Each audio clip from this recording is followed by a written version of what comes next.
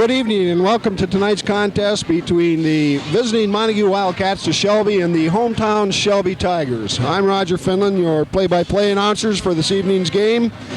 And I'm Jeff Peterson doing the color. Well, Jeff, we've got a game, I think, tonight that shapes up to be a tough one, despite the fact that the Wildcats were able to garner a 20-point victory, 77-57, back in December against the Tigers. I think there's the makings here for a real good ball game. Well, I think you can probably throw that score right out the door in this one. Other than I'm sure the Tigers remember that, and they're at home now, and they're going to come in here guns a-blazing, I'm sure. We've talked about it before in the first game.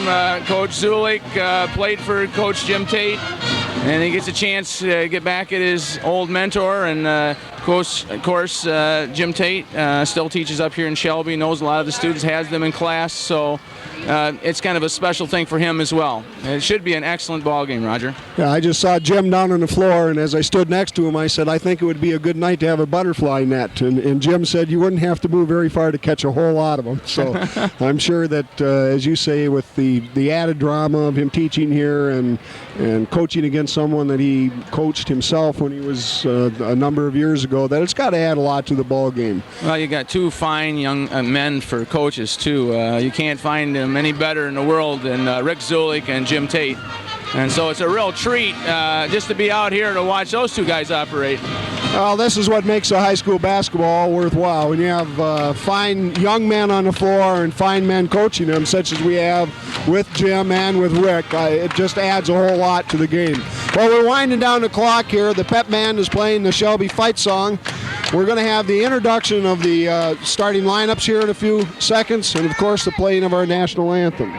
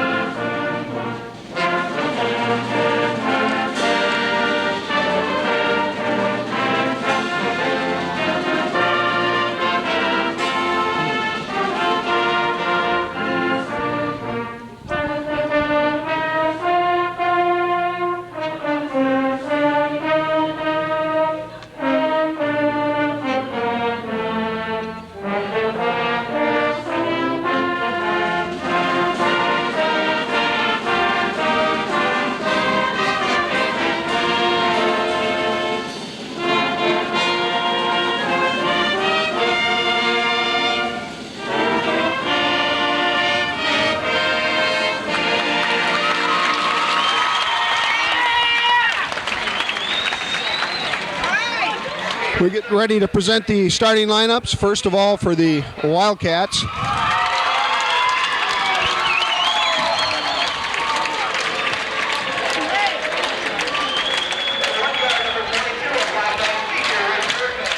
Number 22, starting at guard, Richard Erdman.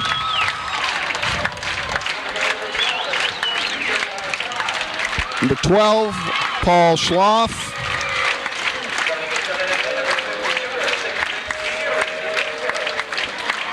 Randy Lindquist, number 52, the center.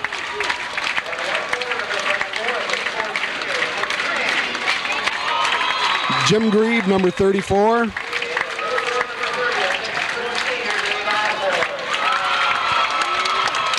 And David Osborne, number 30, the starters for the Wildcats.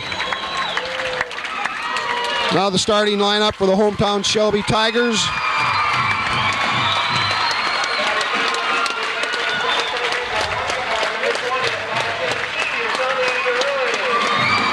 Number 20, Tony DeRue.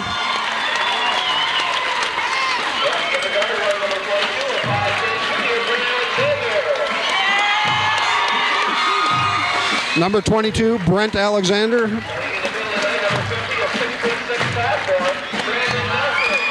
Number 50, Brandon Nelson.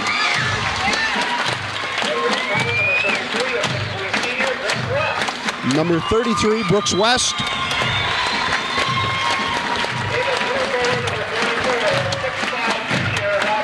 And number 44, Robbie Porter. Here we have the starting lineups. We're getting ready for the opening tip. The Wildcats, of course, 14-1 overall. They have a perfect 9-0 mark in the West Michigan Conference, whereas Shelby is 8-7 overall, and they have a 5-4 mark in the conference. But, Jeff, they played a real good game last week up here against the Whitehall Vikings. Came away with a 1-point, 55-54 victory. Yeah, and I don't think that was a fluke either. They've got some excellent ball players, got some good quickness out in the front court, good ball handlers. They're powerful inside like the Wildcats. This would be a good test for us. They've got some people that can match up against us. We haven't run into that in the last few games, so this will be a good test. And they have an outstanding sophomore in Brandon Nelson. Just a good ball player. In fact, gets the opening tip, and the Tigers control the ball.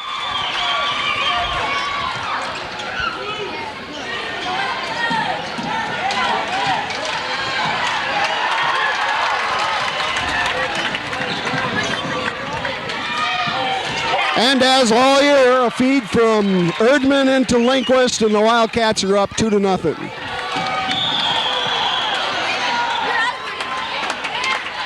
Now, David didn't quite get there in time. He tried, but a little bit late, and he gets the foul. As you've noticed, Roger, it might be a little loud in here tonight. We're right in the thick of the Shelby fans. They're, of course, going to be rooting for their players. And well, it's going to be fun to see how much of a voice we have by the end of the evening.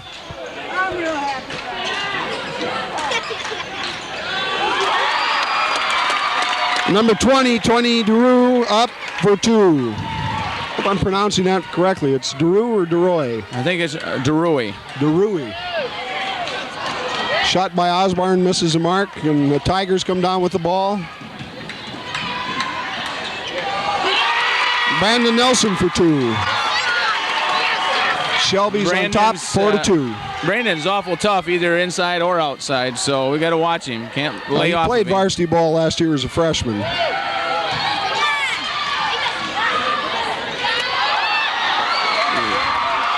Nice feed by Paul Schlaff, and Randy just couldn't get the drop. Couldn't get the ball to go in the hole.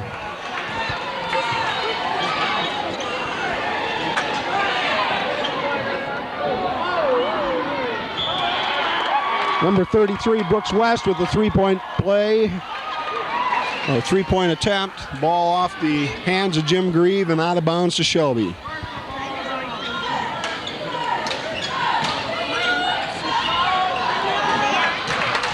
Osborne with the rebound.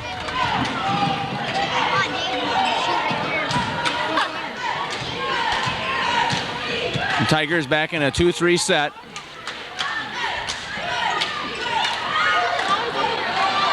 Three-point attempt by Erdman, no good. Up by Lindquist after the rebound, and that's good.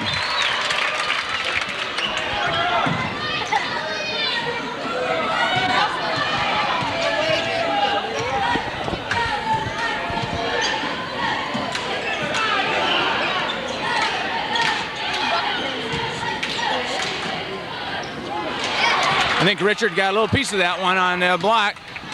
Nice feed from Osborne to Schlaff for 2. And the Wildcats go up 6-4 and apply the full court man-to-man pressure again. Cause a turnover. 2 more for Schlaff. I'm really impressed with the Wildcats' composure right now. The Tigers came out and really aggressive and all pumped up, and the Cats just real cool, just nice and easy, and just playing tough ball. 2 for Brandon Nelson. Well, they've shown that composure all year long. They come to play. They're always up for the ball game, and they work so hard out there. You just have to be impressed. Three-point attempt by Schlaff, no good.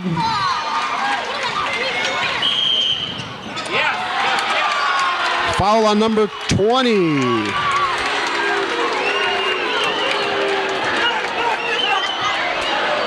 Not a popular call here, but I think the correct one, as the Shelby player come up and kind of just moved right into Paul Schlaff's way. Almost regardless of what call they make, they're 50% wrong.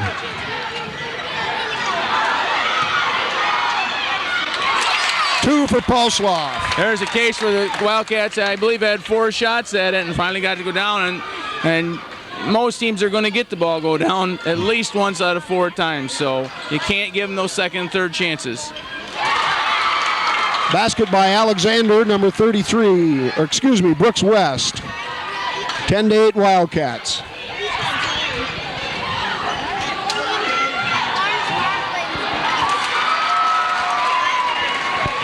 Well, we haven't dropped any of those long-range shots yet, Jeff. But I think we just got to keep them coming. I think there's a travel. Happen. Tony DeRue with the travel. Drag the pivot foot.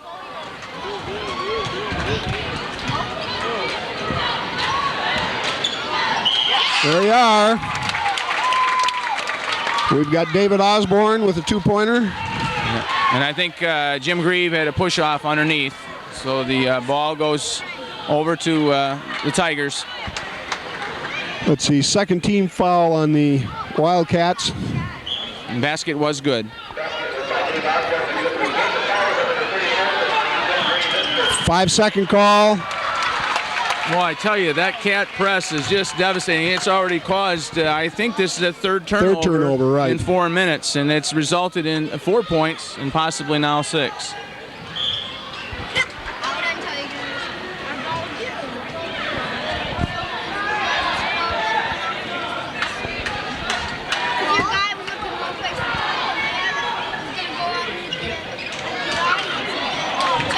Nice play by Rich Erdman.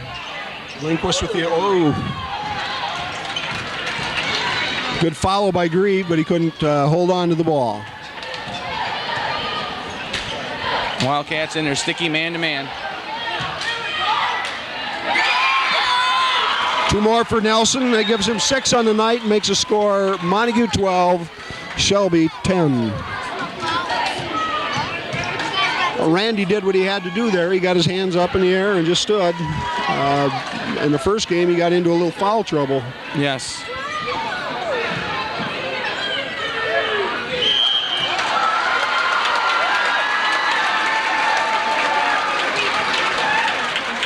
Give the Tigers credit. They just keep coming back, pounding that ball inside as the Wildcats now bring 2 people in off the bench, J.J. Flynn and Brad Van Bergen. That call, Jeff, was on Jim Grieve. That's his second already of the evening. Schloff out of the ball game and J.J. Flynn in for him.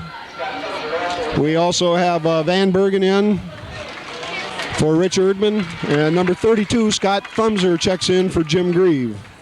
Which, this is what Jim Tate has been doing all year, rotating those 3 gentlemen in off the bench and pretty much at this time of the first quarter all the time as well. Right. I think that the Wildcats are going to have to front the ball side low and not let those gentlemen get the ball in and get a little backside help from the defense. If they do that, I think they can stop the inside game. Again, the Tigers are, match up very, very well with the Wildcats inside, so they're going to get a good test. With that free throw by Porter, the game is tied 12-12.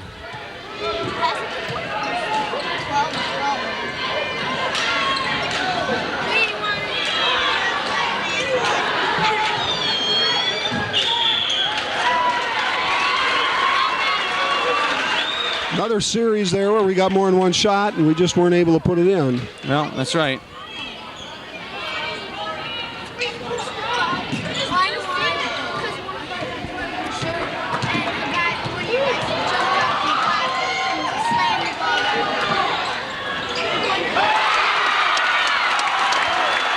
Brooks West. Brooks West again from 2-point range. Puts the Tigers on top 14-12. Wildcats have hit a little cool spot here. And we talked about their composure before, and I'm sure it'll stay, and they'll keep coming back, and things will start falling. Costly turnover there for the Tigers. An excellent opportunity for them to pick up an easy 2, and they toss the ball away. Threw the ball behind him. We got Paul Schloff back in for David Osborne.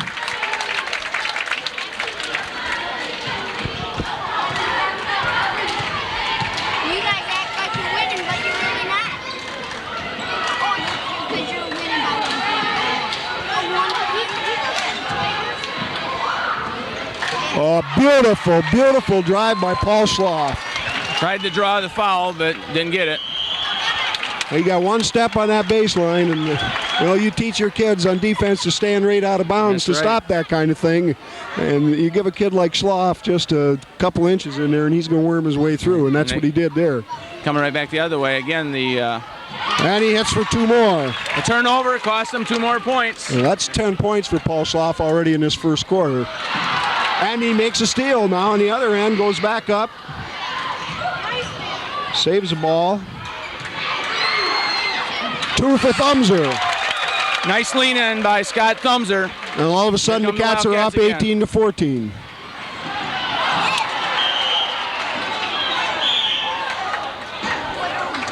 Going to have a reaching in foul on Brad Van Bergen here. No, I think I'm wrong. I think maybe he hit the underside of the basket. Oh, is that what it was? I'm not quite sure. I thought he was pointing in Brad and holding up fingers. I guess I saw the wrong thing. Well, initially that's what it looked like, but I think, again, maybe called it that hit underneath the basket. No call, out of bounds. We've got number 25, Steve Melboff, who's just checked into the game for the Tigers. My friends did. Melboff at 6'4", going to give him, added height in that lineup.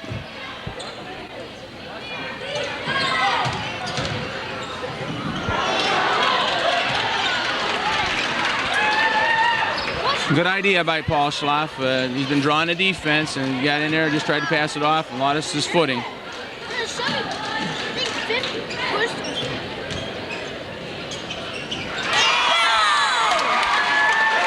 We've got Brooks West with 2 more. Closes the Shelby within 2, 18-16. 2 for Brad Van Bergen.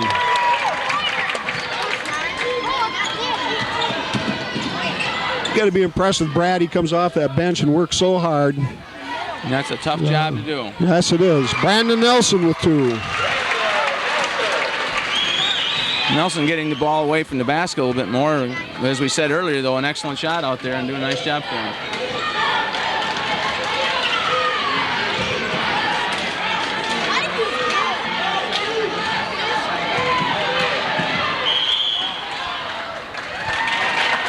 Nice hustle by Brad Van Bergen on that.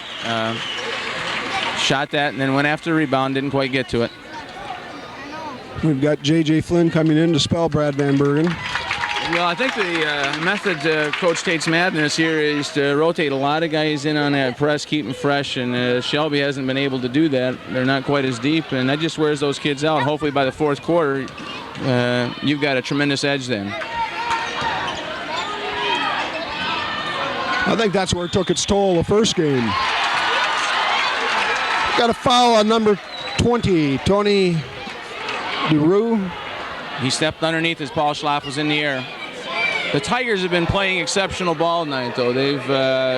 I can see how come they beat the Vikings last Friday night if they played this kind of ball. Just playing exceptionally well. And they're always tough in their home gym. I don't believe they've lost a game at home this year, have they? I'm not sure. I heard that somewhere on the street, so I don't know if it's for sure or not. But they're a tough they ball definitely team. are tough here.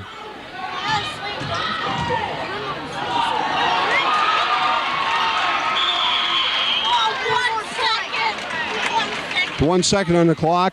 And Montague gets Ball is the ball. tied up, and we have possession to Montague. That's unfortunate almost there, because Shelby would have had to come the length of the court if they had retained possession. No, they can't.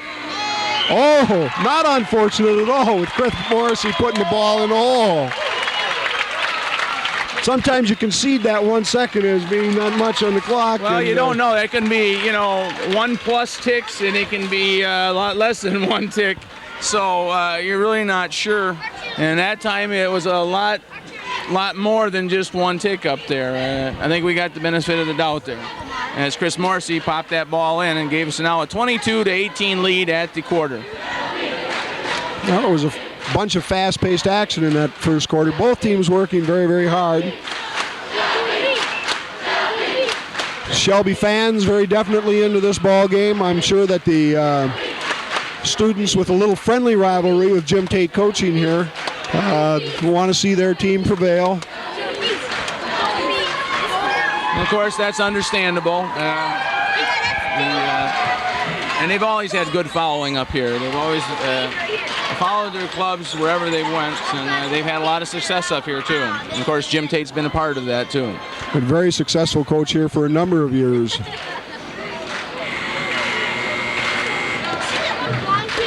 Well, I remember when I first came to Montague, and Jim was up here both as coach and athletic director. Whenever I went to any of the league meetings that I had to attend, when you walked away, one of the people that you were very impressed with was Jim Tate, and we're fortunate to have him down at Montague.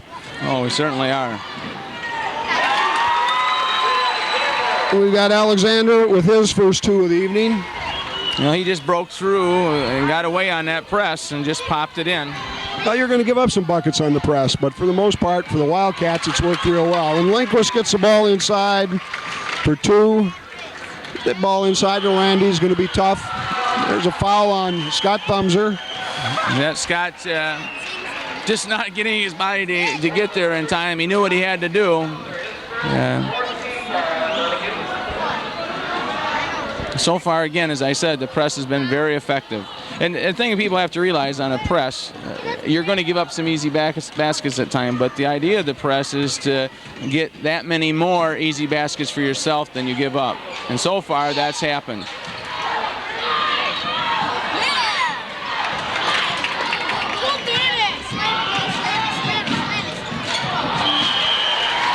Nice pass from Osborne. Thumbs are not quite able to come up with it. Well, the bounce pass is a tough one to come up with when you're going on the fast break. Nothing against the pass or David throwing it, but it's just a very difficult one to handle.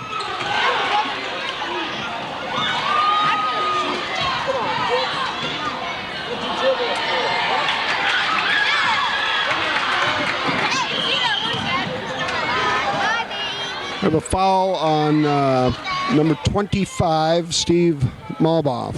Well, down at the other end, Roger, it was a case where Brooks West had a nice 15-foot jump shot and didn't take advantage of it, went in and then forced one up. And the Wildcats got the ball and now are down here and hopefully going to take advantage of that mistake. Brad Van Bergen in for Paul Schloff.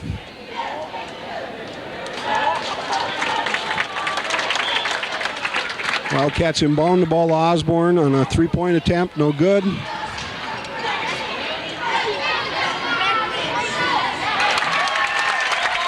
Nice court vision by Brad Van Bergen. Gets that ball over. Two Wildcats were there and got it to Dave Osborne for the two. Brad Van Bergen picks up that commits a foul. We'll be shooting a 1-and-1 here for the Tigers as they're in the bonus situation.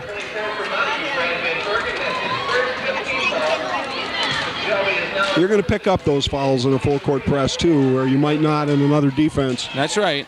You know, I was interested in, you interviewed Jim Tate after the Hart game, and he said when you can make them play end-to-end with the athletes we have, by the end of the game it's going to pay off. And that certainly has been the case all year long.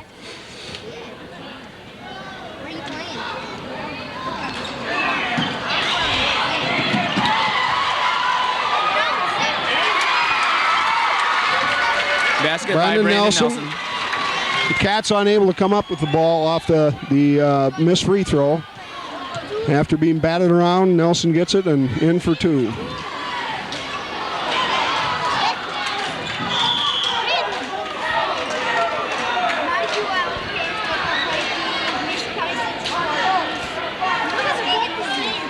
Dave Osborne's had a few right in the hole, and they seem to go about a quarter of the way down and jump out on him. Well, I'm just tickled that David's putting him up. He's not shying away, and he has to keep it up. There it is right there, and it's successful for a three-point play.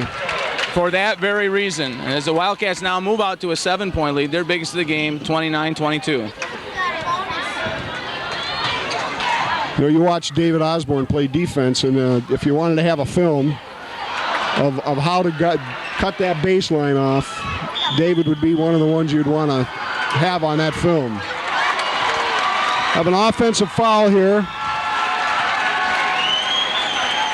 That was on Scott Thumser. Checking into the game, we have Schloff and Kirk Babcock. And also number 50, Chris Morrissey. And for the Tigers, number 45, Todd Fox, comes in for Brooks West.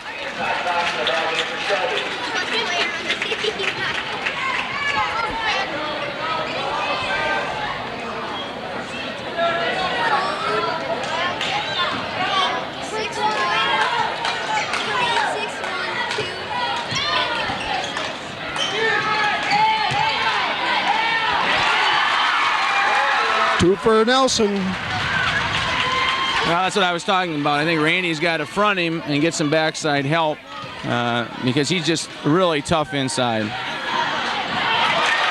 3 points for Brad Van Bergen. And that makes it 32-24, Roger. In favor of the Wildcats.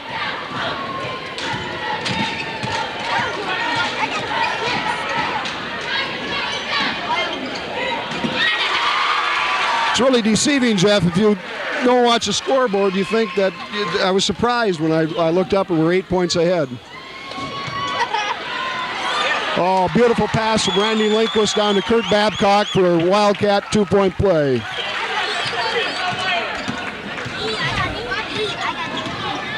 Now, Randy doesn't get enough credit for that type of thing, but it happens an awful lot.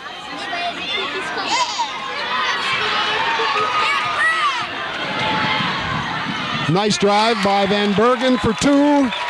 There you saw Van Bergen's quickness as he moved it out. The 10-point lead for the Wildcats, 36-26. He blew right by 2 guys. He just blew right by, and then he just kind of pulled it up and then tossed it up over the rim for 2. Rick Zulik says, I think I want a few minutes to talk it over, guys. So we have a timeout here in the court with the Wildcats in front, 36-26. Well, I think already the press is paying off and the shuffling in and out of the players is paying off. The Tigers are just playing excellent, and yet they've got to be getting tired at this point. You know, you've got 4 more minutes to go in the half, and they've just played an excellent ball game at this point. But the Cats just keep on running new people at them. Well, I think Shelby's had 2 or maybe 3 substitutions so far, with Fox and Melboff are the only 2 that I can remember. And the Cats have been shuffling people in and out since the 4-minute mark of the first quarter, and that's got to take its toll. Yeah, that's right. Earlier, Roger, tonight, I might mention that the JV Wildcats had a tough ball game when we got here. They were ahead by 14, and Shelby fought back and actually took the lead. The Wildcats won it in, I think it was the final 17 seconds, 68-65, and they moved their record now to 15-1 on the year, and 8. I believe that's now 9-1 in the conference. The only defeat coming at the hands of Whitehall. Another steal by the Cats.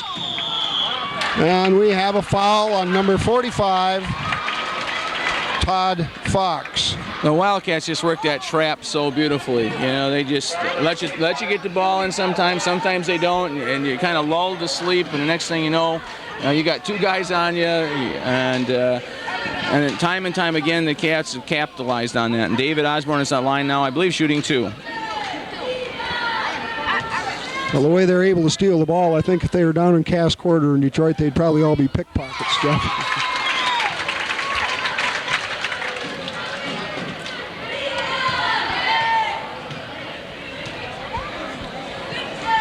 Well, I would say at this point, probably we've got a half a dozen to 10 steals tonight.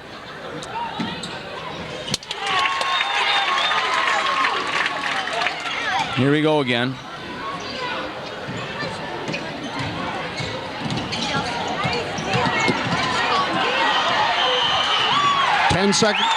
Or rather a carrying the ball call. Well, you know, against the rule. We've had steals. We've had a 10-second count now. They have 10 seconds to get that ball to half court. We've had a 5-second count trying to get the ball inbounds. The Cats are just causing them all kinds of problems. We have Brooks West coming back into the ball game, and number 22, Brent Alexander. And with the score 38-26, the Wildcats hope to put 2 more points on and again capitalize once more. Inside to Lindquist. We have a foul called, I think, on Brandon Nelson. No, I think it's on Tony DeRuy. Tony DeRuy. And a push-off. And that's Dave Osborne going on. Yes, that was correct. Brandon You are. I tell you, if David gets underneath there, you might as well just let him have it because you're not going to move him out, and the only thing you're going to get is that foul. He's a good size under there, just solid as can be.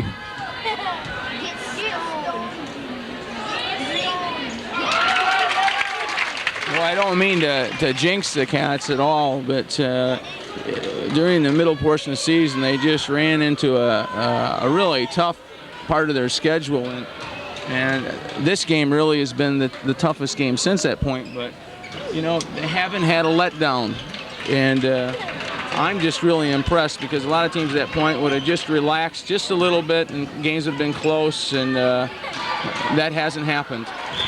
Well, again, you know, that's one of those intangible things that people come to the ball game on Tuesday and Friday night and they watch the coach do this and that, and they don't realize all the behind-the-scenes thing. And I think, you know, we talk about Jim Tate's strong points. There must be one right there, that he's able to continually keep these kids up game after game. Well, and I think another thing about these kids, ever since I've known them, they have played basketball year in, year out, summer, winter, regardless of what the situation is. They're out there playing basketball, and they love to play with each other. You know, they like each other. They're around each other almost all the time, and that's a real cohesiveness. Nice steal by J.J. Flynn. And a two-point layup.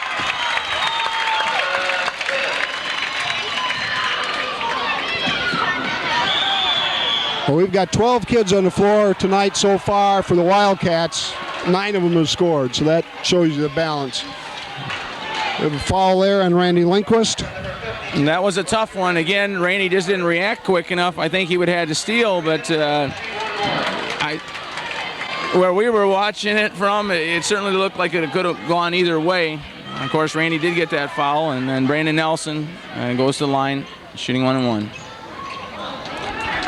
Osborne up with the rebound, and will bring the ball down the floor. Passes off to Schloff. The Wildcats now got it to a 15-point lead, 41-26. With 3:14 to go in the second quarter. Two more for Paul Schloff. Well, I think that the Tigers were trying to switch off into a man-to-man, and Paul Schloff just got lost in the shuffle and got the basket. Down at the other end, Nelson counters with 2. 43-28 Cats. There's where we're talking about. Randy did front him that time, but he didn't get the backside help that he needed.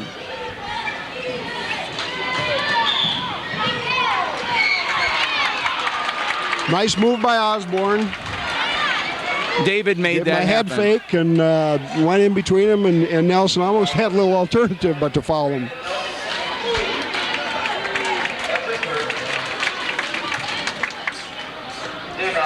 Wildcats leading by 15, 43-28. David Osborne on the line, shooting 1-and-1.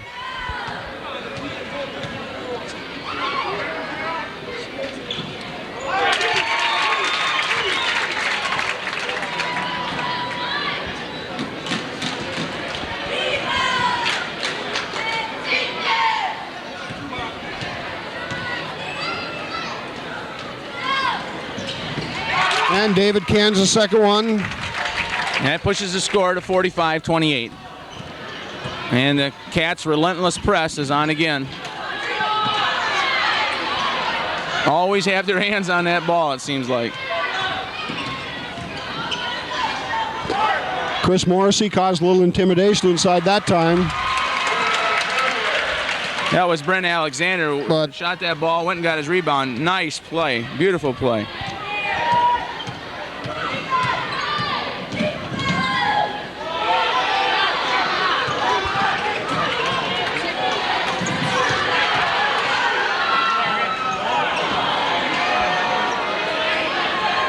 Nice play by Lindquist for 2.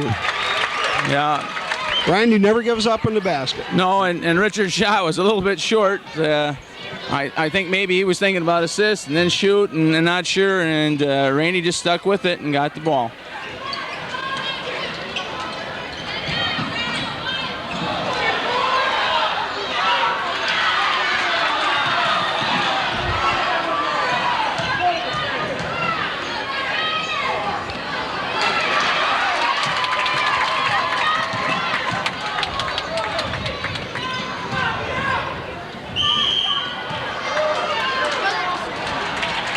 David again found the seam. But he got the However, they charging called on the that charging foul on him. And that was a good call. He leaned back into the Shelby. Used the player arm for a that little foul. bit. That's a tough one. People don't realize that defensive player is allowed that position too, and you can't use your body to gain position, and that's exactly what happened there with David as he leaned back into him. Bloomquist checks into the game for Osborne. And Osborne gets a well-deserved applause from the stands. And number 11, Garrett Waller for the Tigers checks in place of Todd Fox.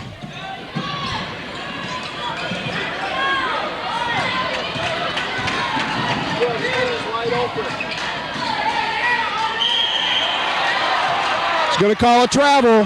That's a good call, Jeff. Yes, it was. He shuffled his feet underneath. But again, you know, if he gets that ball, he's going to score all night long, I believe, because he's just a good offensive ball player in there. And we've got to front him and get some help on the backside. Nice drive by Erdman for 2. Just about the time someone thinks Rich Erdman can't score, he pulls something like that on you. Well, he's so doggone quick, and he just slipped right through there and dropped it in as he moved the Cats' lead out to 19 points, 49-30. Richard Erdman then picked up the foul. Picks up his first foul.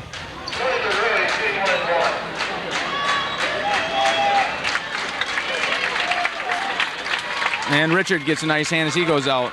Paul Schloff back into the game, and we have Tom Cedarquist check in for Lindquist.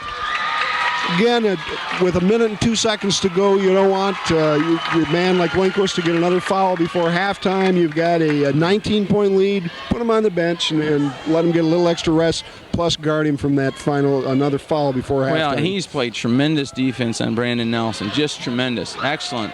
And there's 2 for Nelson. And he gets fouled. He gets fouled by Chris Morrissey. By Morrissey, right. But getting back to Randy, he's just played excellent defense. He's caused Brandon Nelson a lot of problems. You're not going to stop Nelson from scoring points. He's going to do that, but you just got to make him work for those things, and he's got to maybe touch the ball once every 2 or 3 times down the court, not every time down the court. Nice touch on the free throw. That's his 17th point of the first half, Jeff. As I said, very impressive ball player.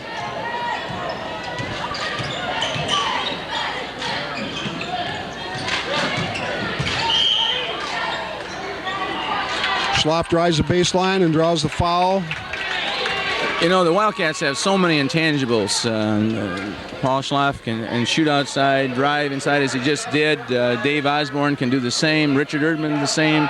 And the big guys inside are very mobile and can just do a lot of things. And so that just creates a lot of problems for any team that we face. And in Schloff's case, you know, he's what, 6'1", I believe.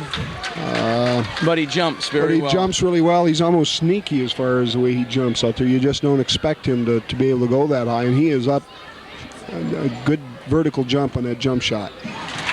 Paul puts in the first free throw. And that pushes the score now to 50-33 in favor of the Wildcats.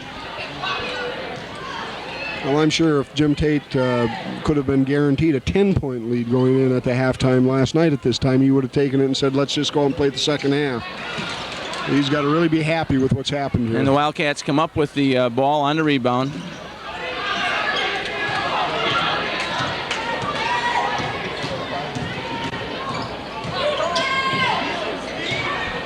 Clock winds down to 30 seconds. Schloff up, 2 more. And that's what we were talking about, that Paul Schloff has to do more. I think he can jump shoot over just about anybody from his guard position, and he's got an excellent shot as it is. So he's got to put it up and put it in. Rebound to Cedarquist with 15 seconds to go, and the Cats come back again. And we're going to have a foul. With the Wildcats leading 52-33, now 11 seconds. Keith Bloomquist will go to the line and try to up that margin as the Shelby player, I think Tony DeRue. And that's a 4th foul on him. And they can't afford to lose him. With 11 seconds to go, the Cats take their people off the free throw lane. Jeff, what's the strategy with that? Just to avoid a foul with a little bit of time to go? You've got nothing to really gain by having somebody else, and the only thing you're going to do is pick up that silly foul. So just get them off and have your players shoot, drop back, just play good defense, stop them from scoring. Rebound to Nelson.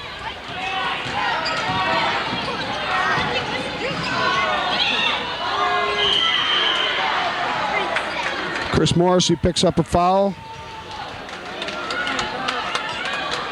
Again, the strategy is working, though. The Wildcats are fronting their men, and they had to throw over the top, and Chris actually got his hand on it, but he also got a little bit of the Shelby player, Robbie Porter's hand, and so he'll go to the line shooting 1-and-1.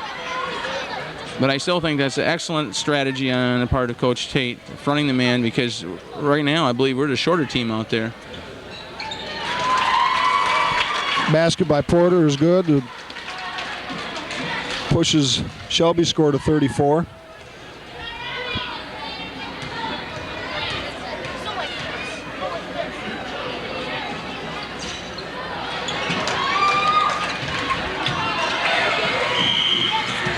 Well, Jeff, that's the end of the first half with the score, the Montague Wildcats 52, the Shelby Tigers 34. And I've got to admit, I'm a little bit surprised. Well, I got to take my hats off to the Wildcats, Coach Tate, Coach Schloff, all that are involved in this. Because, again, the Cats are just playing superb basketball.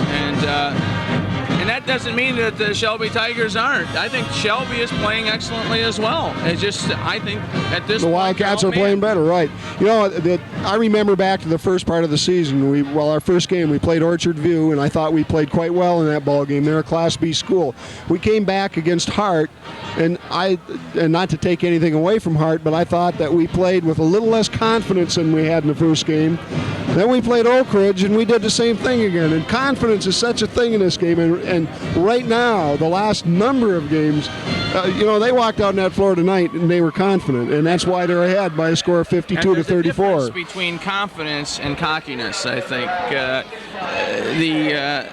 The Wildcats right now go out there and feel as if they can do what they have to do, and they do it as a team, and they do it with the assurance that they can get it done. They're going to have to work at it. And I've seen teams, I've even had teams come up here that have gone out in the court sometimes and almost felt like they could win, but you didn't have to work at it. And that's the difference.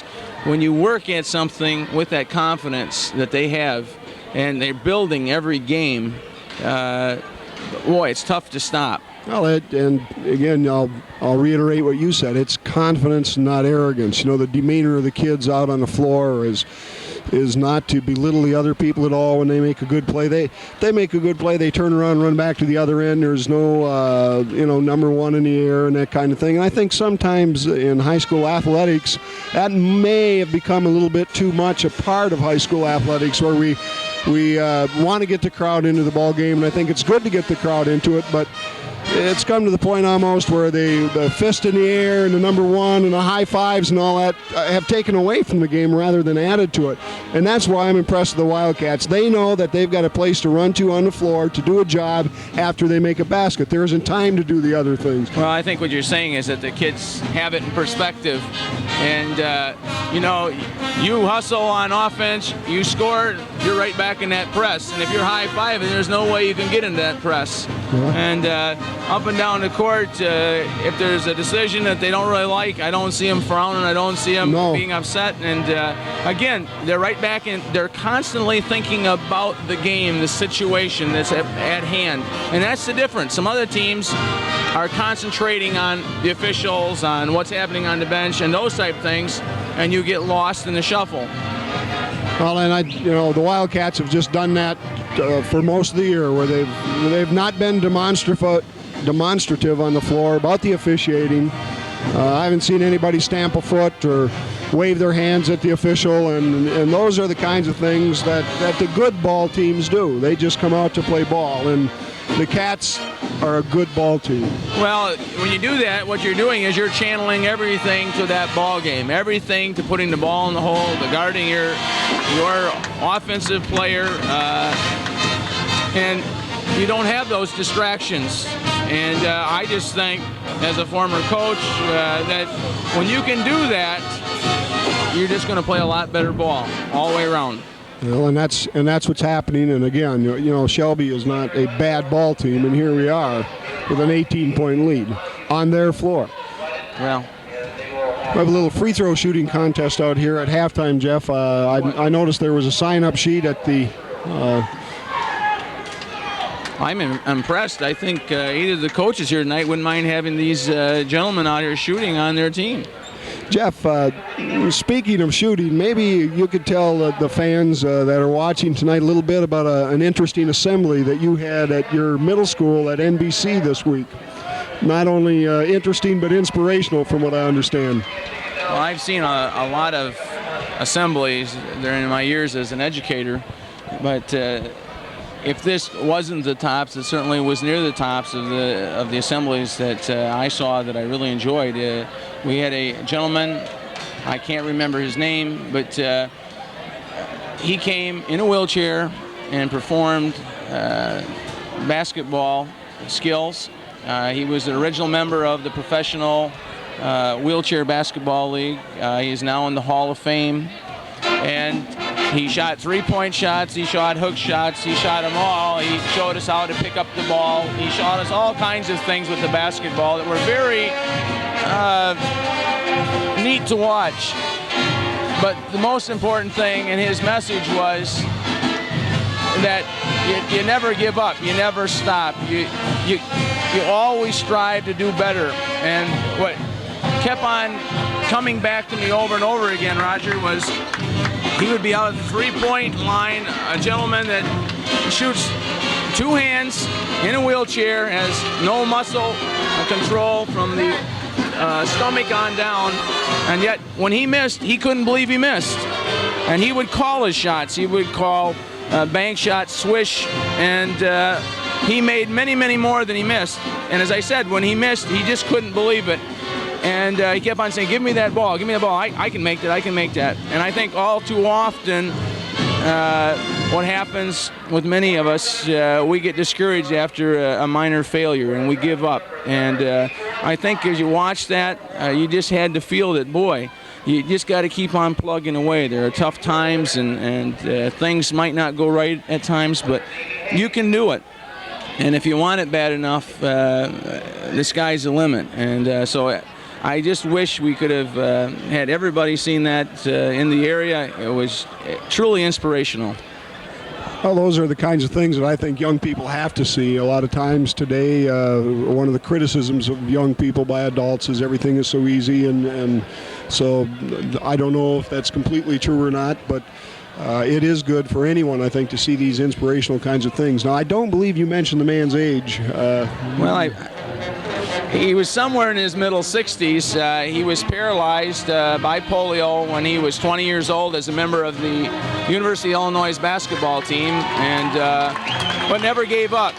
Decided that, well, if he couldn't play basketball there, he was going to do it somewhere else, and he was going to bring a message to people. And boy, I'll tell you, he's really got a message. I was just thrilled as he kept the young people in our gym, 5th through 8th graders, just kind of spellbound. And I think that they understood what he was talking about. And again, I think every one of us can learn from something like that. Well, it sounds like a good assembly. Jeff, I have the first half scoring totals here. For the Shelby Tigers, Garrett Walker is scoreless. Tony DeRue has a total of 2 points and 1 field goal. Also, of course, Tony has 4 personal fouls, which may be a factor in this ball game before it's over. Very critical at this point. Brennan Alexander on 2 field goals has 4 points with no fouls. Steve Melboff, no points, 1 foul. Tim Hayes, no points. Brooks West has 3 field goals for 6 points. Adam Schultz, no points.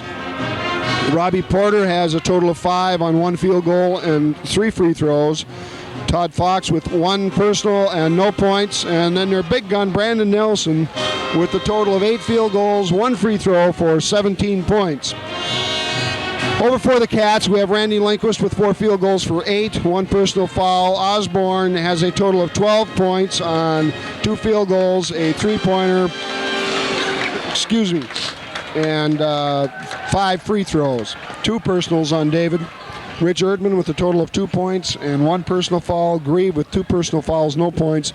Paul Schloff, the big man tonight thus far for the Wildcats, with a total of 15 on 7 field goals and 1 free throw. Scott Thumser with 2 and 2 personals. J.J. Flynn with 2. Brad Van Bergen with a total of 7 points on a 3-pointer and 2 field goals, 1 personal foul. Chris Morrissey with 2 personal fouls and 2 points. And Kirk Babcock with 2 points on 1 field goal. Again, it's interesting to note that for the Wildcats, out of a total of 12 players on the team, we've had 9 of them, or rather 10 of them, score points so far tonight. Whereas for the Shelby Tigers, we've had 5 people score. Well, and that's the difference in the ballgame. The Cats came in, Brad Van Bergen got 7 big points. Paul Schloff come in, and Jimmy Grieve got in trouble right away, and Paul knocks down 15. So those are the real big keys. And if you look at the league stats, you'll find the Cats in every category there, 2 towards the top. Field goal percentage, Randy Lindquist at the top, shooting almost, well, over 63%. Jim Grieve shooting 60%, Schloff at 51, and David Osborne at an even 50.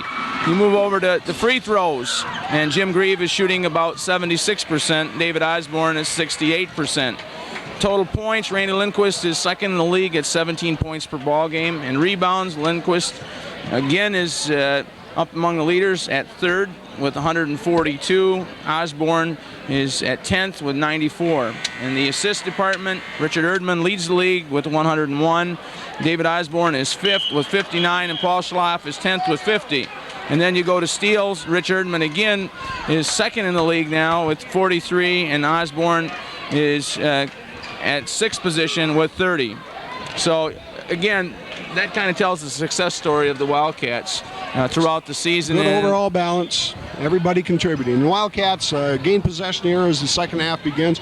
They're going with their starting lineup, original starting lineup of the first half: Erdman, Schloff, Lindquist, Grieve, and Osborne. The Shelby Tigers, there's 2 for David Osborne to begin the second half. I think one of the Shelby Tigers pushed off underneath. Yeah, that was Robbie Porter. 44, Robbie Porter, right. And when things go wrong, they really go wrong, as David Osborne dropped in 2 to push the Cat lead to 20 at 54-34, and the Cats get the ball back. Nice left-handed shot by Osborne for 2 more, and quickly they're up 22 points. And Richard almost got the steal coming back as the Wildcats tried to get it again. The starting lineup for Shelby is a little different in that number 45 is in for DeRue, number 22, or number 20, excuse me. Pass over the top to Nelson. He brings the ball down.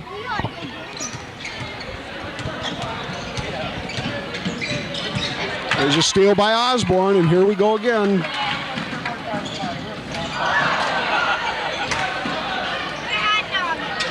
Guys, Shelby puts the ball on the floor, and all of a sudden it weighs 180 pounds. Somebody's on the other end of it. It certainly isn't meant to be a criticism of David on that, but I think if he would have taken it one more step on the dribble, he might have had a little easier shot down there. But a lot of hustle, and boy, you certainly can't take that away from the young man. He just played super here tonight. For that matter, we wouldn't have even had a chance if he hadn't have stole the ball. Up in the air for 2 more, and Osborne has 6 quick points here in the second half. And looks to me like Shelby's gone into a 1-3-1 zone, Jeff. Now they're trying something a little bit different. David's hiding along the baseline, is popping out off of Randy and getting that easy basket. And we have Robbie Porter for the Tigers' first 2 of the second half. As the Tigers pull it within 22, 58-36. You're right. The Tigers are in a 1-3-1. And 2 for Lindquist. Nice drop step by Randy. Richard almost stealing the ball again. That's twice after baskets on the inbounds pass. Richard's had his hand on the ball.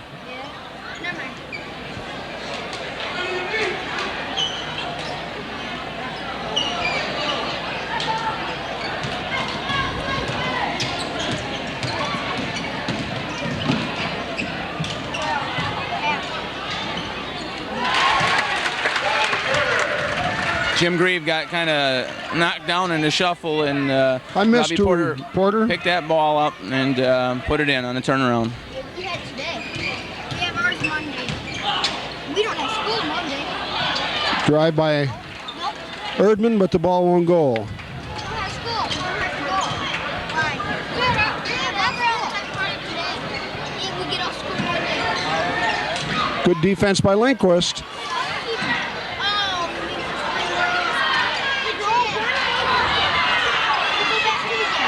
And the final block by Lindquist. That was a nice block by Randy. Oh, what an assist by Erdman. Well, could have had the shot. Maybe probably should have taken it. What else can you say? We've said it all year long, just the unselfishness, time and time again. And that's why they're the great ball team that they are. Another turnover by the Tigers, and the Wildcats take it over. They're just frustrated out there now, and Rich Zulik wants a timeout. I was just going to say, if I was Rick Zulik, I think, and of course it's easy for me to sit up here and say this, but I think I would just put my starters back in and go for it for 5 minutes. If you can get back in it, fine. If you can't, you might want to call off the Wolves and get the kids some playing time, because they're just having all kinds of trouble right now. And so I see he's bringing in Tony DeRuy, and so he's going to give it everything he's got for a few minutes and see if he can't get back into the ball game. Well, you know, we talked about the depth of the Wildcats. Brandon Nelson's not been out of the ball game all night, and we're 3 minutes into the second half, and already he's tired out there. You know, he works hard, and well, and the thing that people don't realize, he's a marked man. You don't score 17 points in the first half of the ball game by accident, and as consistently as he does for league play, I'm sure he's up amongst the leaders. But you know, he's got double, triple team, and that's just going to wear on him. And I would think as a sophomore, that's a little more difficult to take emotionally sometimes, too. Oh, sure.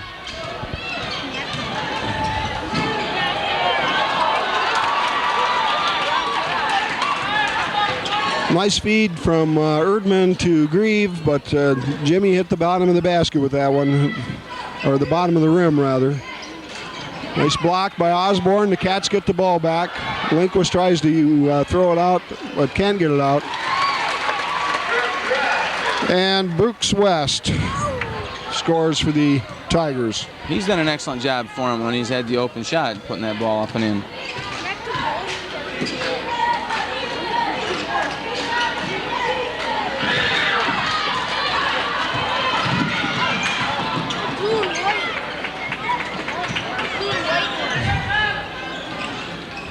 Wildcats right back in their sticky man-to-man. Oh, nice play by Schlaff. Excellent play by Paul Schlaff. Even if they don't get it, it was an excellent play. Heads up. The Cats are going to get it, and I think that's the right call. He bounced it off the legs of Robbie Porter. I wasn't sure the referees were in the right position to see it, but it certainly was a good play, and it was a good call by the gentlemen in the striped shirts. We have number 11, Garrett Waller, into the ball game, and number 25, Steve Melboff, for the Tigers. With 4 minutes left in the third quarter, the Cats enjoy a 24-point lead now. And Jim Grieve puts that in and moves it to 64-40.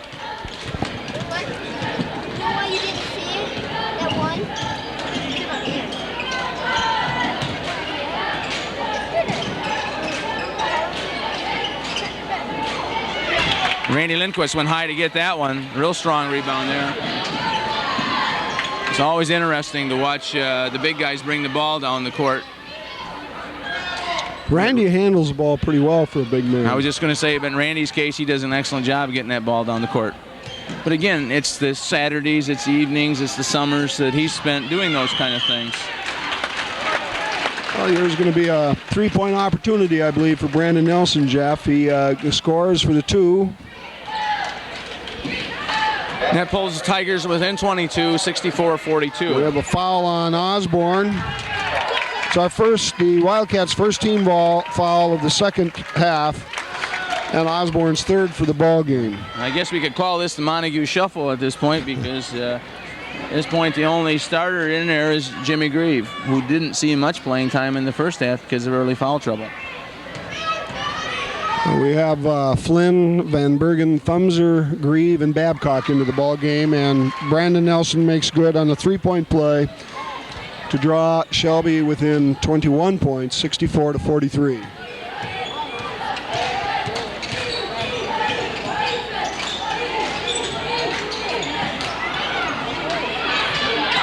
There's what Grieve does really well. Get the ball, put it back up off the glass.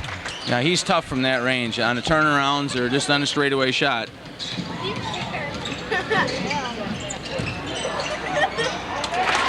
Well, it's good for Jim, too, I think, to get some defensive play on a guy like Nelson. That's right. And, of course, there we had a little mismatch. Looked like J.J. Flynn was in there against him, and Brandon just took the ball to the hole and scored an easy two.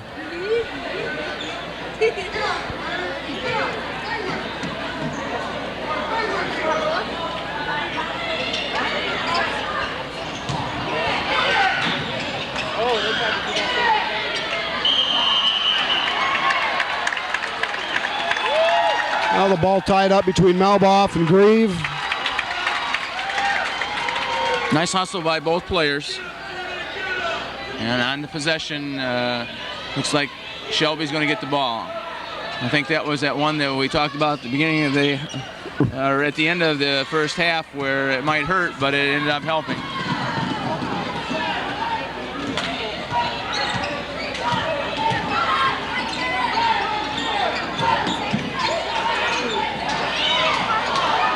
Malboff got inside but was unable to capitalize on a nice pass.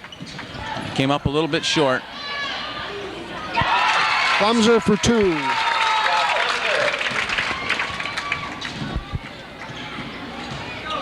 Here's the press again.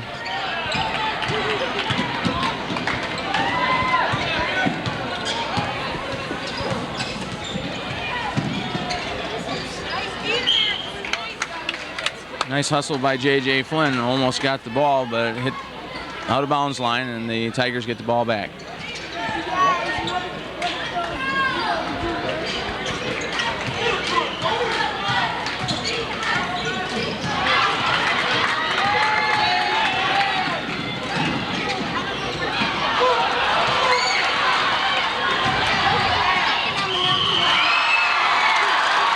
Basket by number 50, Brandon Nelson, and we're going to have a foul on Scott Thumser on that one, Jeff. Well, Scott had the right idea. He just got there a little bit late, and Brandon Nelson got that ball and took it right to the hole. I'm always afraid when that happens, somebody's going to get hurt. I'm just glad nobody did. You sort of hold your breath when you see a big man like that going in, and you know there's going to be contact after the shot.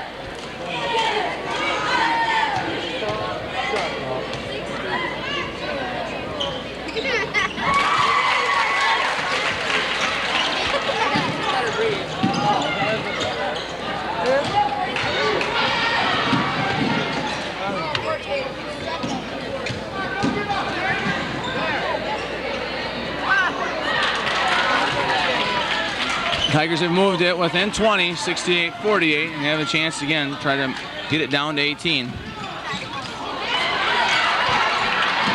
Cats unable to control the turnover there. We have a travel on the Tigers. I didn't see that, but the referee said so, and so we'll go with that. You know, one of the things about the officials tonight, Jeff, I haven't really taken note of it. You watch the game, and I think that's the way it's supposed to be. Obviously, they're doing a good job because I haven't really noticed them much out there. They're letting the kids play, and that's the whole idea. They're not supposed to be the attraction. Nice pass by Scott Thumser. Well, with a minute to go here in the third quarter, things are getting just a little more sloppy than they have been, but each team trying to run and to make some good passes, and that happens.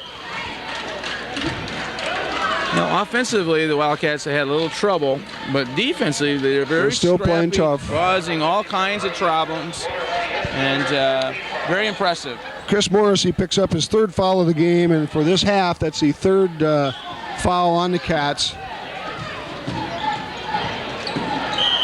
We're going to have a travel on Brandon Nelson there. Well, Chris Morrissey's done an excellent job against Brandon Nelson. Well, and Chris is an example to any kids out there that may not make the team when they're juniors. Chris didn't make it last year. He came back, tried out this year, and he's got a lot of playing time this year and done a good job for the Cats. And I think had a lot of fun along with it. Oh, sure. Nelson comes out of the game. And again, gets a well-deserved hand for his performance so far tonight. He's got 25 for the night so far, ball. Jeff.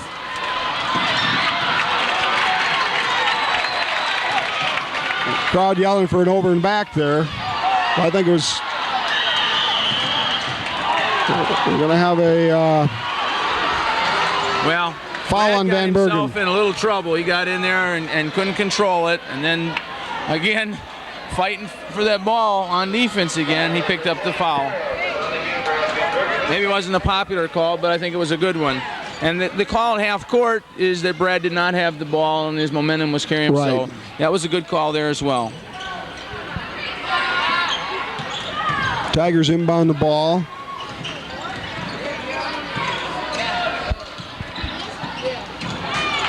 Another steal for the Wildcats down to Babcock.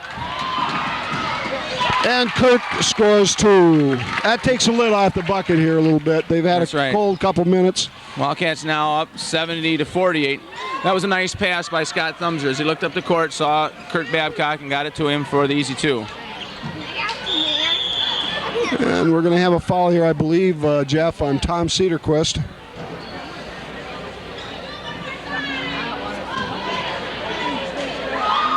And that'll put Robbie Porter at the line with 1 second to go, and the Cats leading 70-48. I think he'll be shooting 2.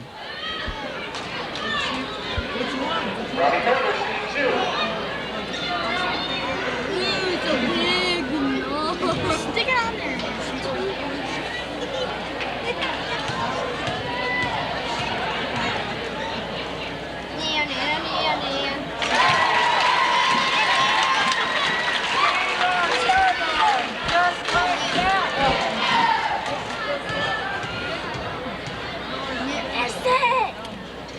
And Porter sinks both of them. At the end of the 3rd quarter, we have a 20-point Wildcat lead, 70-50. And with the start of the 4th quarter, it appears that Coach Tate is going to bring his starters in for one last stint. I'm sure just kind of put a little distance on, keep them right on the top of their game, and then pull them out and let some of the other kids get a chance to play the rest of the ball game. Well, 20 points with 8 minutes to go. You know, stranger things have happened.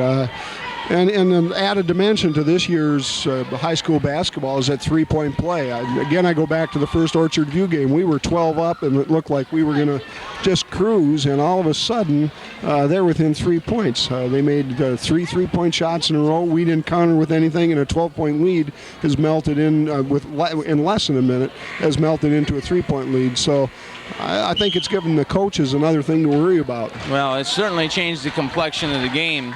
And we've been very fortunate to have some excellent shooters from three-point range, especially Paul Schloff. And I mentioned this before, but Paul is actually shooting better from the three-point line, I believe, than he is from the floor on the season. He's shooting 51% from two-point range. He's shooting 57% from three-point range. Grieve with the turnaround jumper. Rebound to Nelson.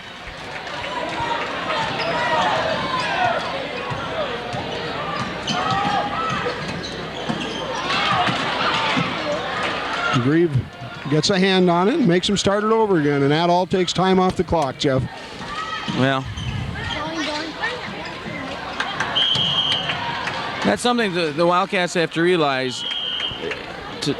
to get back in the game, the Tigers have to have their hands on the ball. And every time the Cats can get it and take time off, that's fewer times that the Tigers can handle it.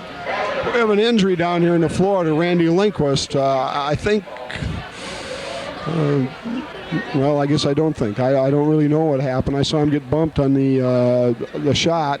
And he went down quite awkwardly. Yeah. You hope it's not a knee or an ankle. A blow to the stomach or something of that nature is recoverable, but and it looks like Randy's all right. I'm sure that's what it was.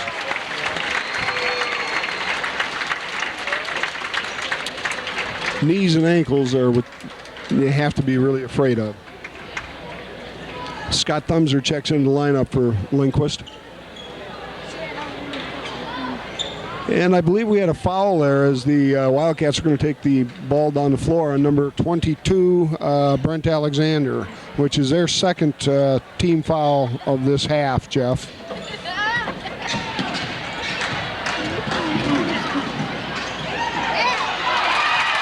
And again, just nice pass.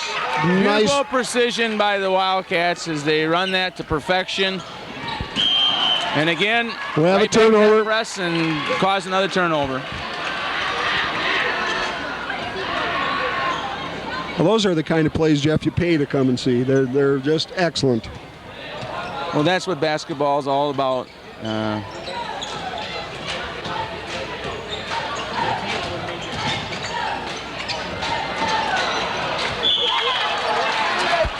Shelby players fighting over the ball for the rebound and out of bounds to the Wildcats. And again, they'll try to capitalize on that as they're leading right now 72-50.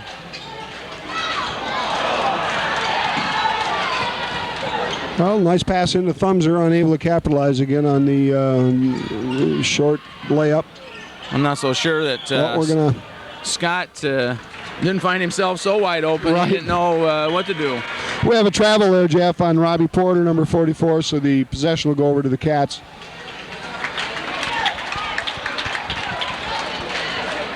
What's happening is the ball is going inside to the Shelby players, and they're dropping that foot, and then they're bringing the other one before they dribble the ball, and they get that travel.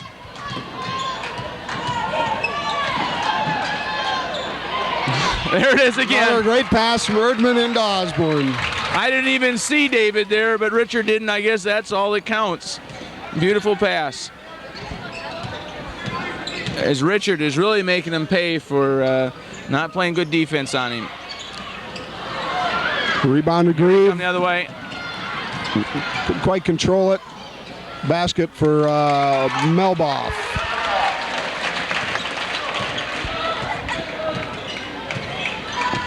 Wildcats now leading 74-52. You notice the Wildcats keep that floor nice and spread. They can run things off of it. Jim Greaves got the ball. There's always an open man, it seems. Yeah, they rub each other off on the screens and then the picks in there and get open and just keep on working at it. And Brandon Nelson scores two. That brings the Tigers within 20. In and out for Osborne. Erdman almost causes another turnover, but the Tigers control it and set up their offense.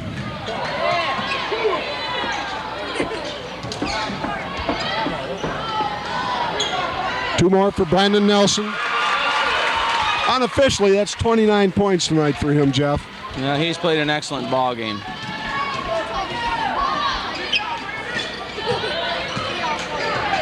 And the Tigers pull within 18, 74-56. And two for Erdman.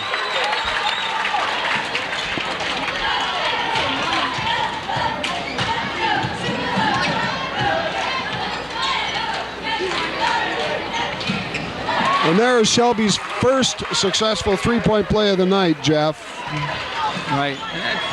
That was DeBruy. And I think you're going to see more of those as the night progresses. And Coach Jim Tate now calling a timeout as the Wildcats now are leading with 4 minutes, 33 seconds left in the ball game, 76-59. In many ways, Jeff, this is a carbon copy of the first game in that the Wildcats and Tigers matched up real well that first quarter over at Montague, and then there was a stretch in the second quarter where we could do no wrong and pulled out to a big lead before halftime, and that's sort of what's happened here tonight. And then we sort of coasted, the second half. Yes, exactly.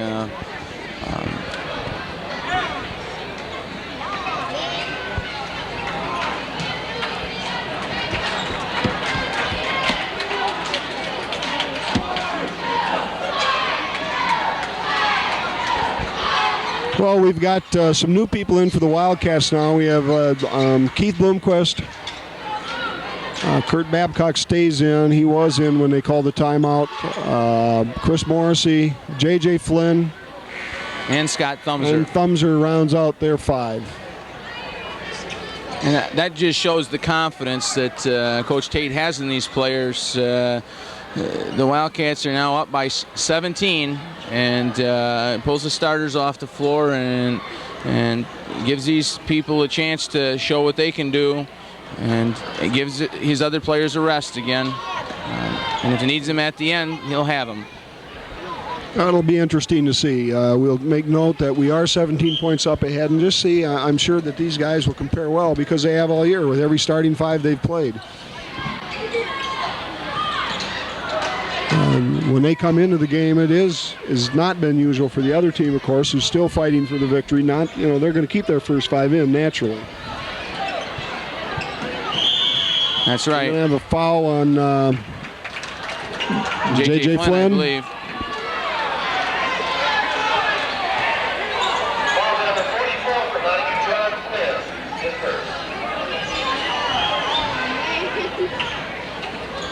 Number 20, Tony Dury will be at the line shooting a 1-and-1.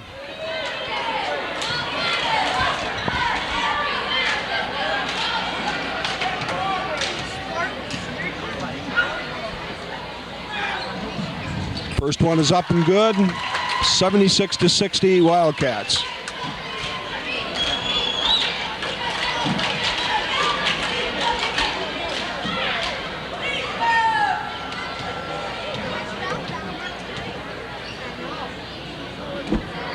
And the second one is good as well.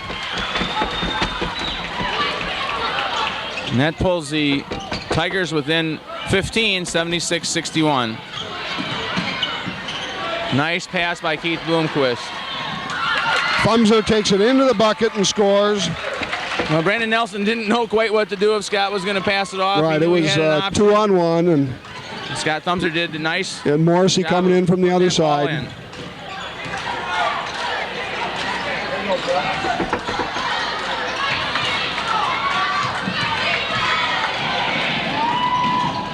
And 2 for Flynn. Well, that shows the athletic ability of J.J. Flynn as he went in and the route was cut off.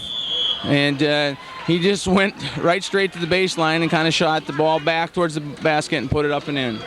We have a foul on Bloomquist, his first of the ball game. And 22, Brent Alexander will go to the line and shoot a 1-and-1. And that moves the score to 80-61. And if you look at the, again, the year stats for the Cats on offense, they're averaging 79.7, so they're right at that mark right now, and they're giving up 64.1 for about a 16-point difference.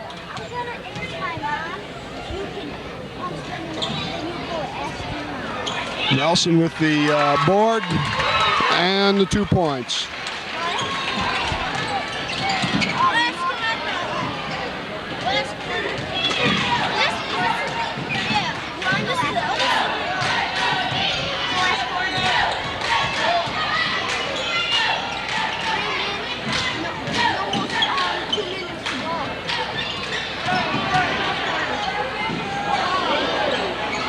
Move by Bloomquist. He gets his own rebound, throws it back out to Flynn. We have a 3-second call on the Cats. Well, Keith got that shot off, excellent shot, and then he got the rebound, got the ball back out, but then stayed in the lane, and he got called for the 3 seconds. Well, that's a move I think that I've seen Keith work on a lot during noon hour basketball over at the high school.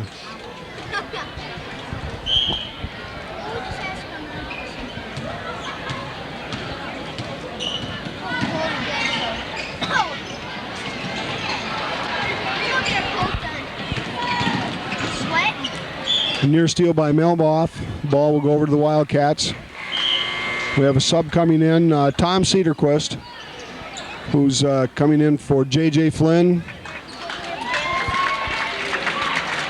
We move Van Bergen up to help with the inbounds play. DeRuy out of the ball game. With 2:49 to go, the Cats have a 17-point lead, 80-63. Tony DeRuy did a nice job coming in there. He set out for a little bit of the third quarter, then came in about 6 minutes to go and did not pick up that fifth foul throughout the ball game. Nice play by Morrissey. Van Bergen draws a foul at the other end. Brad did a nice job of splitting the defense, taking the ball to the hole, and drew that foul. Now he goes to the line, shooting 2.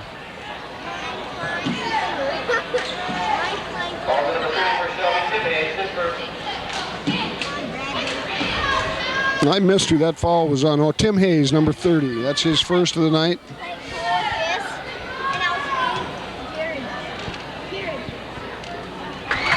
Van Bergen hits the first one. That makes it 81-63. Favor of the Wildcats.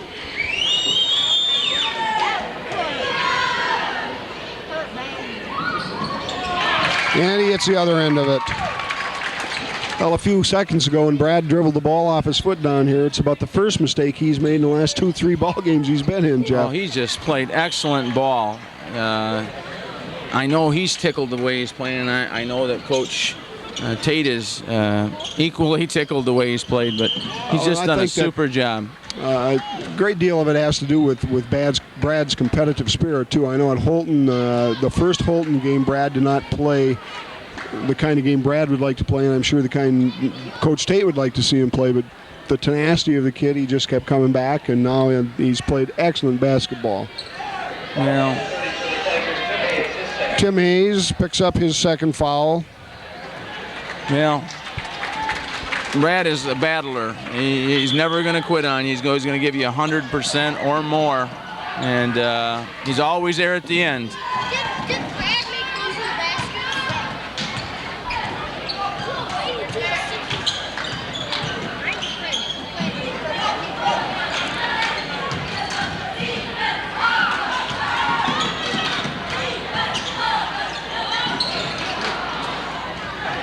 Well, Coach Zulik is pretty much stamped on the fire and called in the dogs too, Jeff. His starters are on the bench now and more or less conceded the victory to the Wildcats. We have number 40, Adam Schultz. I knew his kids weren't going to stop. They kept on coming back, but just not enough time and just not enough firepower. The Wildcats get the ball back on a travel. Number 35 I don't have listed in my program, so that name I can't come up with. And again, not to take anything away from Shelby, but the Cats' bench strength has just, I think, been the deciding factor. Starters play well. They get a lot of bench time to get rest, and they come back out fresh. And this is what we talked about going down the stretch. You know, you're just a lot fresher. You're a lot more confident, and it's really tough on the people you're playing against because they've gone 3 full quarters. Right. I watched Jim's practice last night, and that's exactly the way he does in practice. You know, he's got the 12 kids, and he has 2 on the sidelines, and they're constantly rotating in and out of the practice session for one another. And so that way everybody gets equal amount of practice time, and it's just like the ball game situation where there are new people coming into the game all the time. Babcock misses the first one. Well, you keep them into the game. You keep them into being a part of the team, and that's so critical.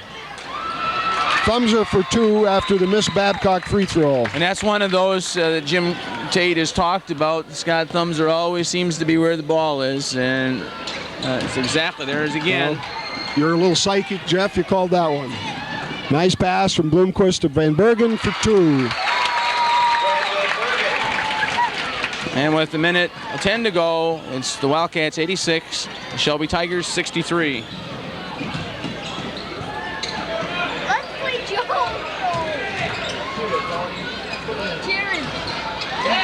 The basket by number 40, Adam Schultz. We gotta get it back. It's time. There's no way the Tigers are winning now. There's a way.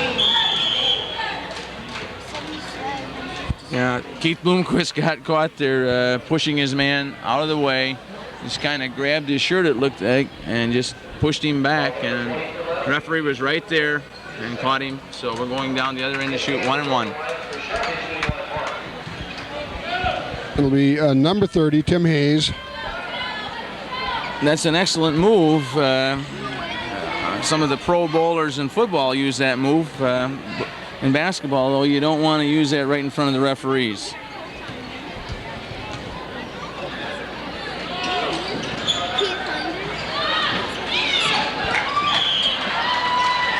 A little scrap on the part of the Wildcats for the rebound, Cedarquist and Van Bergen, and it rolls off Van Bergen's fingertips, and the Shelby Tigers will take it out of bounds. Knocked back out of bounds by Tom Cedarquist. It's really great to see both teams. The subs in there are just playing their hearts out. You know, nobody's quit, and that's great.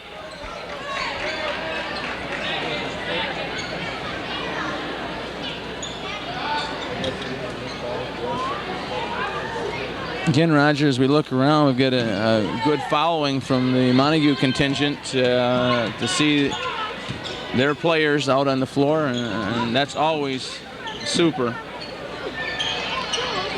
Well, it's been a fun year to be a Montague Wildcat fan, Jeff.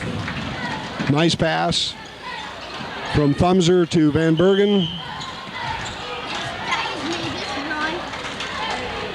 We have a foul on Scott Thumser. Scott Thumser, number 32. Brad Van Bergen was trying to draw the charge, but Scott had his hands in the cash box, you might say, and got caught. I'll get your coat all over my head.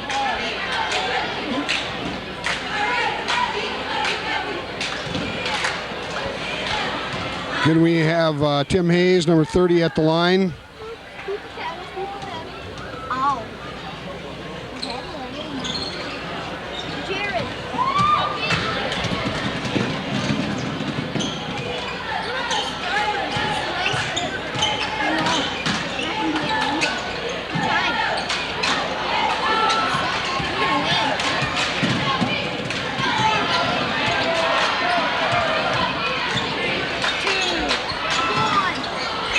And as the game ends, the Tigers missed their last shot of the evening. The final score, 21-point victory for the Wildcats, 86-65. And again, Jeff, we've said it before, but I'm a little bit surprised, and not to take anything away from the Cats there, because I know they're a good team and they have to be favored coming in here. But I expected a little tougher test for them tonight. And well, the first quarter started out that way. Exactly, but the Cats just totally dominated. They ran their game, they ran the show, and when you're capable of doing that, they showed why they're the dominant team they've been all year long, and they show why they moved their mark now, I believe, to 15-1. 15-1 and 11-0 in the league, I believe. Well, I think it's 10-0 in the league, Roger, but one victory here or there, I guess, really doesn't matter. It doesn't seem like we're 4 games away from the end of the regular season. Things like this, you'd like to see them go on and on and on and on. And they certainly are playing excellent, and they're certainly fantastic to come out and watch. Just hope that they continue on playing like this, as I'm certain that they will. I really feel that as we go through the year, what they've shown so far, there's been no letdowns, and I don't think there will be. No, I don't either. Commenting on the remaining games of the year, Jeff, this Tuesday night the Wildcats will be at home against the Mason County Central Spartans. Again, another always a perennially tough team struggling this year, but we can expect a contest from them. Also, we have Whitehall left this season, which will be the last game of the year on March the 4th. And sandwiched in between Mason County and the Whitehall game, we will have Ravenna, and next Friday night, if you could help me out with that one, and maybe you can't. I don't have the schedule in front of me, but I know we have a home game next Friday night. Well, it'd certainly be nice to see them close out the season having just that one loss, and that certainly isn't one they have to be ashamed about at all. But and then go into tournament play up at Hart and see what they can do up there. As we've said before, I think there are 5 conference schools plus Hesperia in that. The conference schools being ourselves, Whitehall, Hart, Shelby, and Scottville. And that looks like a good field, at least right now for us, as we've beaten all of those. But, the third time around, too, sometimes it's difficult. You have a tendency to overlook some teams, look beyond, and that's where you stumble. So those are things the Cats have to be aware of also. And the teams in that tournament are all well coached. They're going to be gunning for the Cats, so they're just not going to be able to let down. But I agree with what you said a little bit earlier. I don't see a letdown in this group. They want it. They wanted the conference all year, and they've gone to get it. Granted, it's not won yet, but we certainly have to be the favorite at this point with the two-game lead over Whitehall. And it's the same way at the district tournament. We just hope we can get through that and hopefully have the opportunity to play Grant again in a regional tournament. I think that would be great fun to be able to do that. Well, that's certainly something I'd like to see. I guess I'm going to be rooting for the Grant Tigers, too, to go that route, because I would like to see us match up against them again. Win or lose, I think it'd be a great ball game.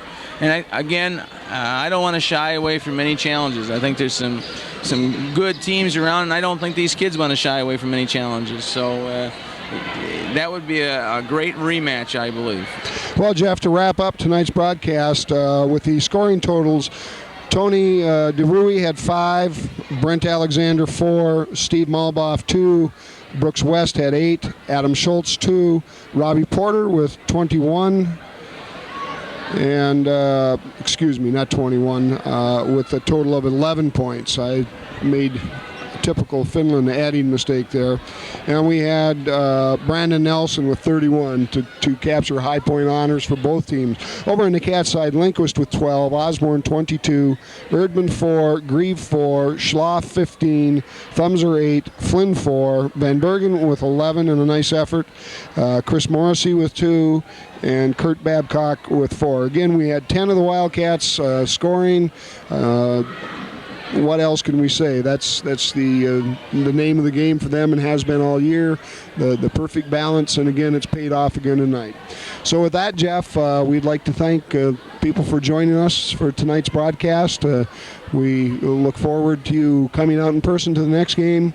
And, of course, if you're unable to watching the game on the delayed tape broadcast, thanks again for joining us, and thanks to Cast Cable TV for replaying our ball game. Good night, Jeff.